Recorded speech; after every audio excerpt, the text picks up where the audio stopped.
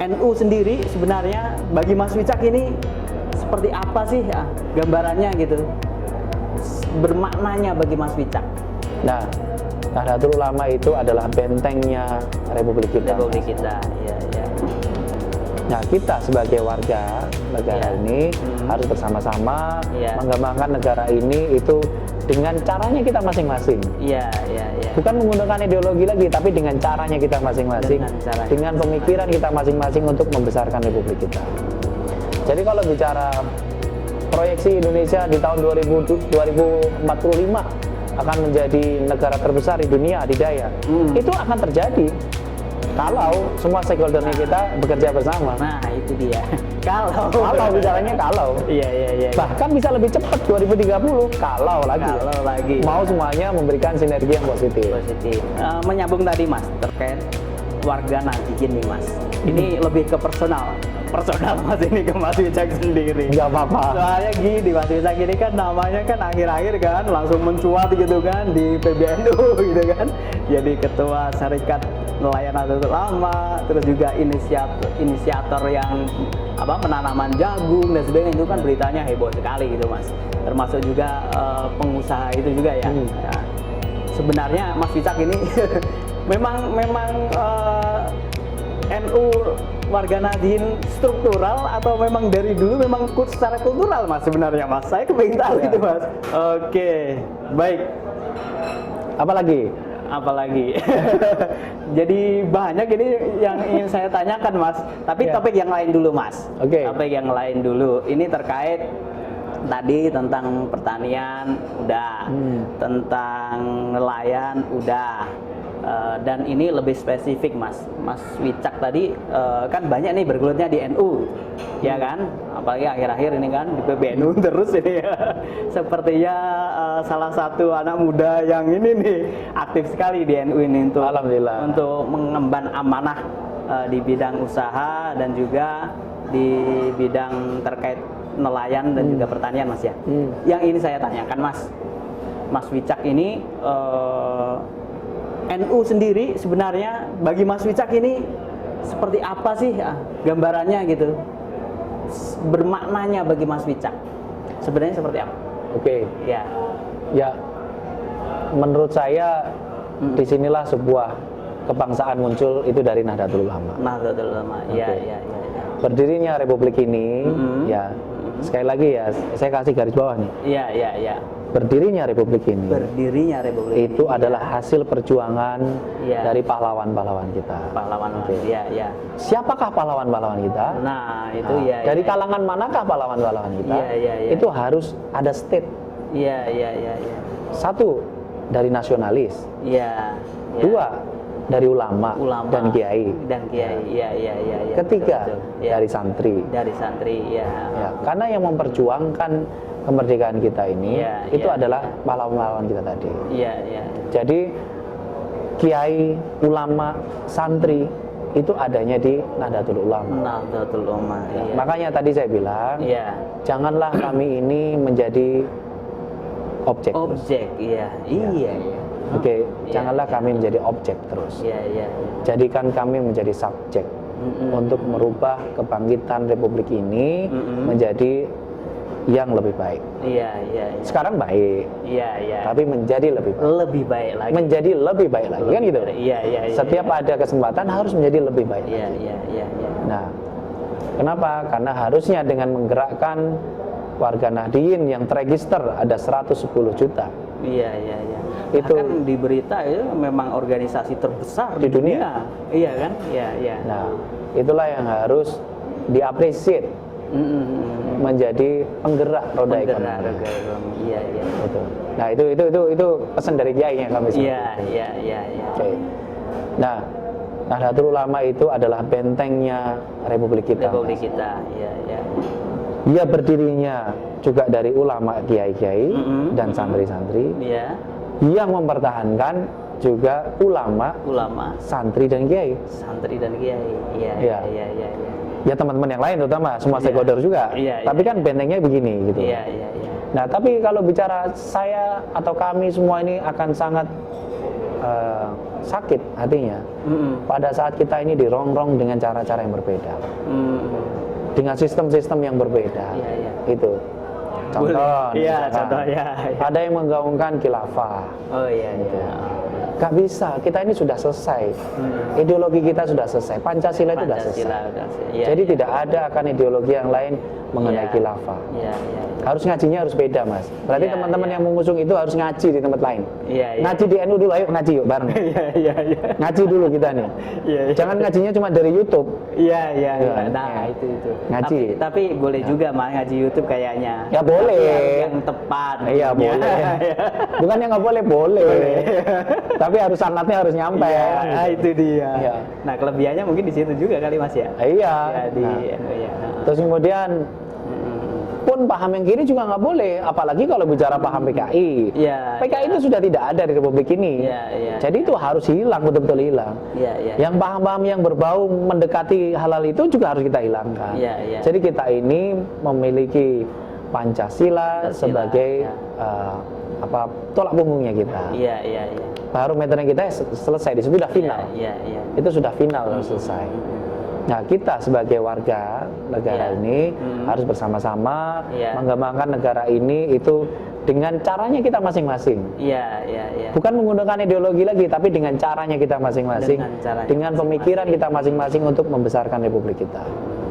Jadi kalau bicara proyeksi Indonesia di tahun 2045 akan menjadi negara terbesar di dunia adidaya, itu akan terjadi kalau semua stakeholdernya kita bekerja bersama. Nah, itu dia.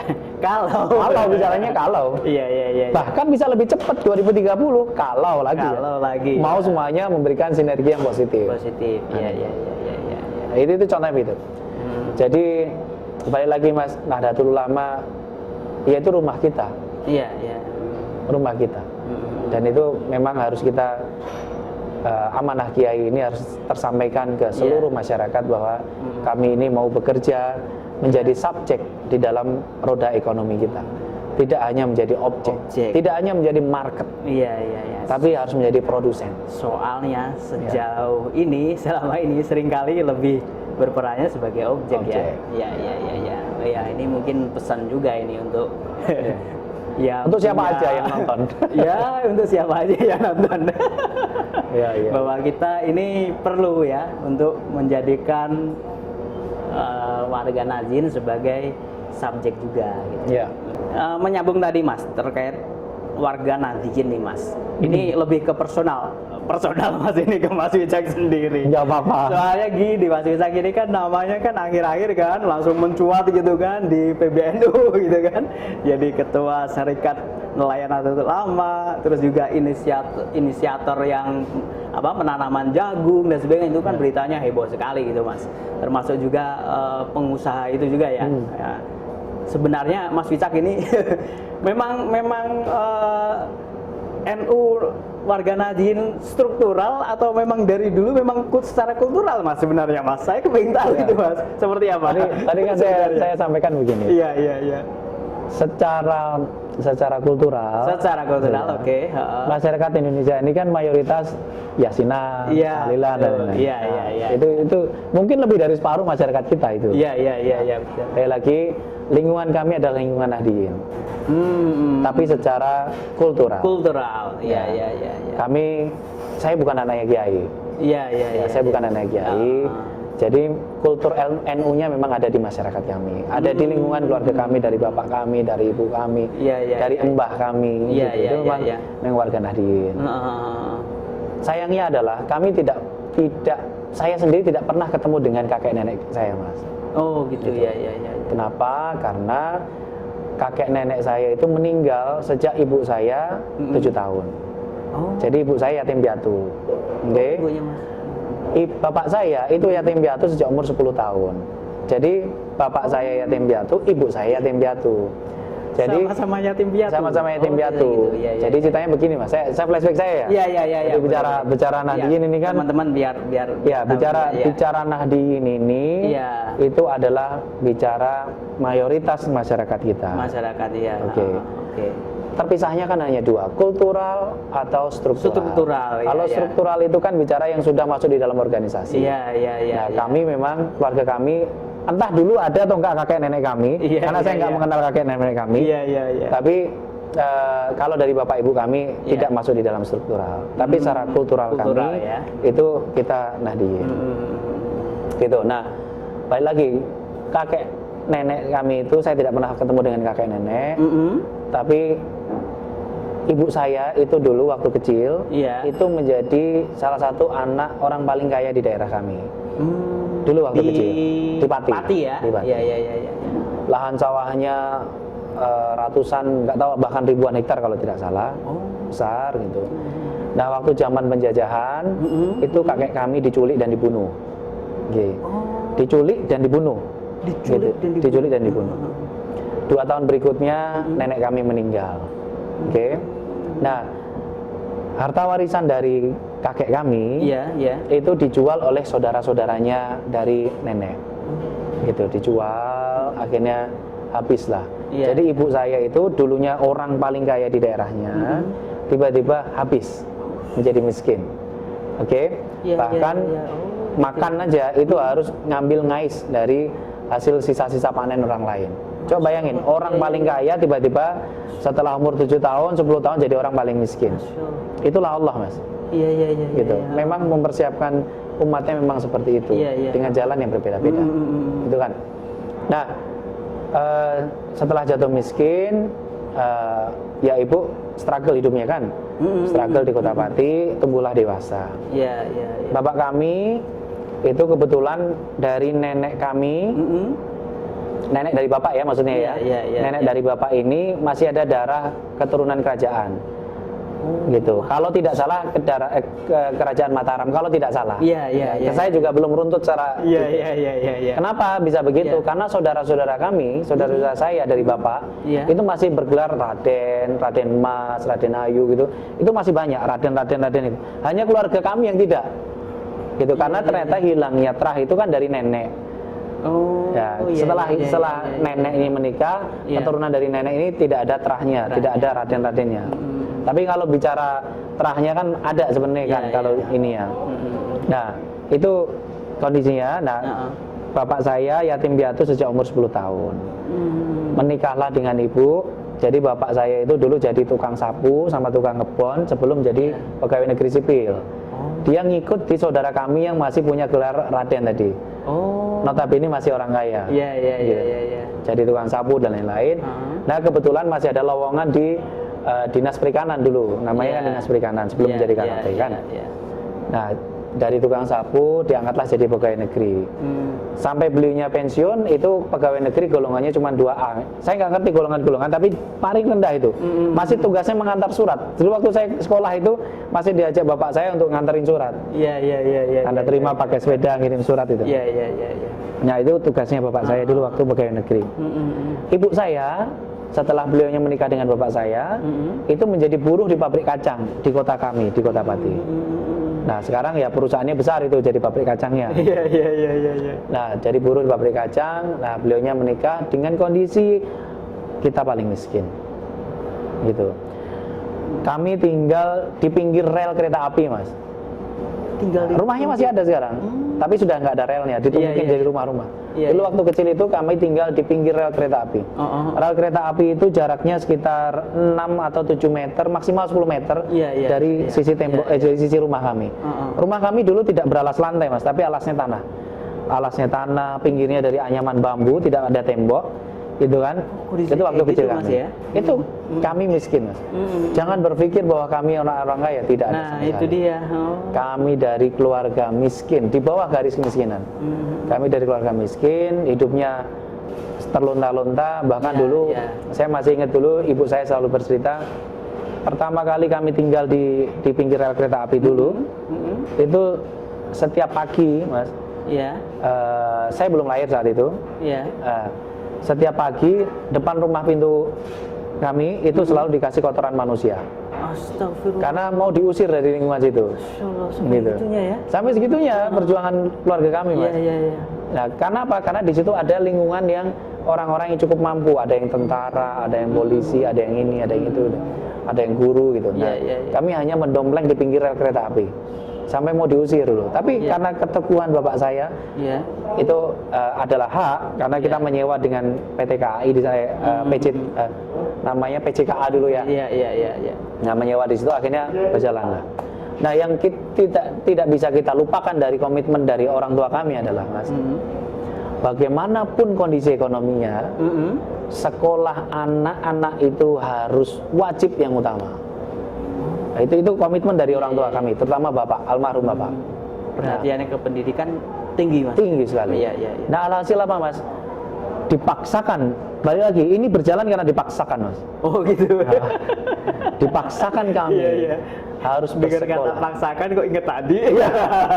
Dipaksakan kami harus bersekolah di sekolah favorit, di tempat orang-orang kaya belajar, Mas. Gitu. Jadi misalkan ada satu namanya SD Pati Kidul 1, dulu saya dari SD Pati Kidul 1, Mas. Disitulah tempat anak-anak pejabat itu sekolah, Mas. Dari anaknya sekda, anaknya pengusaha, anaknya bermobil-mobil lah. Saya jalan kaki, dianterin naik sepeda, tapi dipaksakan saya harus sekolah di situ. Dulu saya masih ingat banget pesannya orang tua saya, Pak, ini kan sekolahnya suke-suke, Pak, sekolahnya. Enggak apa-apa, kamu biar tahu orang suke itu kayak orangnya hidupnya kayak apa gitu. Oh gitu ya. Nanti biar nular sukenya gitu. Gokil ya. Bapak saya nggak pendidikan tinggi loh, pendidikan cuma SR loh, cuma SD loh. Cara berpikir. Tapi cara berpikir, cara berpikirnya aja. Saya salut sama beliau, almarhum ini. Nah, dipaksakan tuh sekolahnya di sekolah-sekolah favorit. Alhasil apa? Alhasil kita tahu kehidupan orang-orang kaya. Nah, disitulah saya sudah mulai, Mas. Karena saya keterbatasan saya mulai itu berdagang dengan di kalangan orang-orang kaya, melihat orang-orang kaya teman-teman saya seperti apa, kan gitu. Nah, hal ini juga berefek waktu kita kelulusan sekolah, Mas.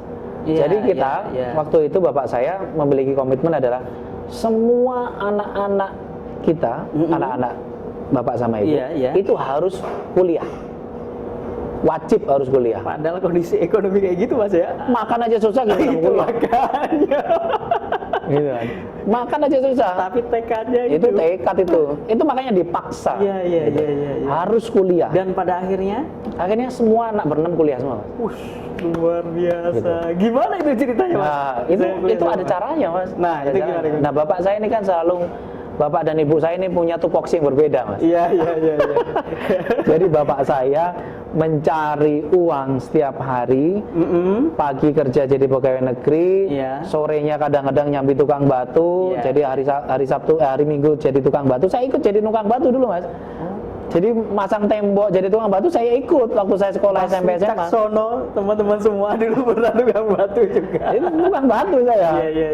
Gitu. Nah, saya lakukan itu membantu bapak saya. Iya. Gitu. Nah, bapak saya itu tugasnya, tupoksinya adalah mencari uang, fokusnya adalah untuk anak sekolah. Oke. Ibu saya mencari uang, tupoksinya adalah untuk makan di rumah. Itu dibagi sama beliau berdua. Silakan tanya sama ibu saya. Bapak saya kan almarhum. Iya. Jadi gelimpungan apapun juga urusan makan di rumah urusannya ibu. Gitu. Gelimpungan apapun juga nggak punya duit, besok bayar uang sekolah harus bayar uang sekolah. Nah, itu komitmen. Iya, komitmen. Akhirnya apa? Gali lubang, tutup lubangnya untuk bayar uang sekolah. Iya. Ya itulah kehidupan, Mas. Tapi alhamdulillah karena anak-anaknya ini juga komitmen, akhirnya sekolah semua, kuliah semua, semuanya kuliah semua. Coba bayangin, Mas. Dari seluruh lingkungan di seluruh lingkungan keluarga kami tadi, yang lingkungan perumahan ya, rumah-rumah kami tadi ya, tetangga-tetangga kami ya. Itu yang bisa dibilang sukses dan sekarang jadi percontohan itu adalah keluarga kami. Luar biasa. Gitu. Karena apa? Tidak ada orang-orang tadi itu yang kuliah, Mas. Malah dari keluarganya Mas. Iya, dulu waktu bapak gitu, saya bilang mau kuliah, itu dicemooh sama tetangga, Mas. Nggak tahu tulangnya itu, nggak roh balungane, orang Jawa bilang gitu. Nggak tahu tuh siapa ngomong kuliah, gaya bener gitu. Itu tetangga-tetangga yang notabene orang cukup mampu, Mas. Iya. Akhirnya apa? Akhirnya yang mereka bukan menjadi siapa-siapa lagi. Gitu. Karena ini adalah komitmen orang tua. Ya. Berarti ada efek luar biasa juga dari pendidikan ya Mas untuk mengantarkan ke kesuksesan sebenarnya. Ya, makanya kondisinya kita ini tidak mungkin bisa naikkan level hidup orang miskin, ya. Which is adalah warga Nahdien. Iya. Saya bicara lagi ya, bicara soal Nahdien. Iya. Warga Nahdien ini yang terkenalnya itu tadi apa? 3 hal kan? Iya. Petani, nelayan, UKM. Ya, jadi kalau ini kalau Kiai Said Ketua Umum PBNU bilang, ya kalau ketemu orang tukang tambal ban di pinggir jalan, ya itu orang Nahdien. Iya. Ya gitu, kalau ngomong gitu kan beliau. Ya, itu saya senang itu beliau bicara itu, karena itu kenyataan gitu. Iya betul. Kalau bicaranya orang yang miskin jadi petani, itu orang NU. Iya betul. Nah sekarang kalau orang yang bicara miskin di pinggir laut, ya itu orang NU. Iya. Nah, karena selama ini adalah selalu menjadi objek. Gitu. Itulah dia. Nah kemiskinan dari warga Nahdien inilah harus kita rubah mindsetnya. Nah rubah mindsetnya itu berubahnya melalui banyak hal. Tingkat pendidikannya harus di-upgrade. Kemampuan ekonominya juga harus di-upgrade. Harus menjadikan mereka ini menjadi subjek, bukan menjadi objek terus. Ya, kuncinya itu ya Mas. Harus berputar. Jadi roda ekonominya ini harus diberikan ke teman-teman Nahdien yang memang mereka ada di garis kemiskinan. Dirubah Mas. Saya yakin Mas. Menggerakkan janganlah 100 juta orang, menggerakkan 3 juta warga Nahdien aja. Kalau itu menjadi penggerak, menjadi roda subjek ekonomi kita, dahsyat hasilnya Mas. Dahsyat. Harus ada pemikiran yang clear di situ. Sekali lagi, jangan menjadi objek terus. Jadikan kami menjadi subjek. Iya. Itu Menarik. tujuan utamanya. Iya.